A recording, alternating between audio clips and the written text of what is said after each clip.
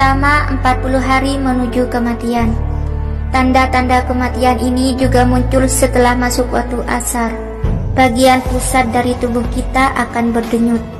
Itu pertanda bahwa daun yang tertulis nama kita dari pohon yang terletak di arsy Allah Subhanahu wa ta'ala telah gugur. Lalu malaikat maut mengambil daun tersebut dan segera membuat persiapan, di antaranya mulai mengawasi kita setiap saat. Dan sesekali malaikat maut menampakkan dirinya kepada orang yang akan dicabut nyawanya dalam wujud manusia. Dan seketika itu pula orang itu akan terasa terkejut dan bingung melihat malaikat maut. Walaupun malaikat maut wujudnya hanya satu, tapi atas izin Allah Subhanahu wa ta'ala, dia mampu mencabut nyawa seseorang dalam waktu yang bersamaan. Kedua, 7 hari ketika kematian akan datang. Tanda ini muncul setelah masuk waktu asar. Tanda-tanda kematian ini hanya diberikan Allah Subhanahu wa ta'ala terhadap orang yang diuji Allah dengan sakit. Biasanya orang yang sedang sakit tak berselera makan, tiba-tiba ingin makan.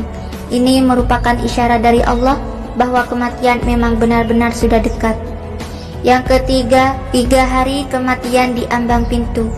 Pada suatu saat akan terasa denyutan di tengah dahi kita, yaitu antara dahi kanan dan dahi kiri.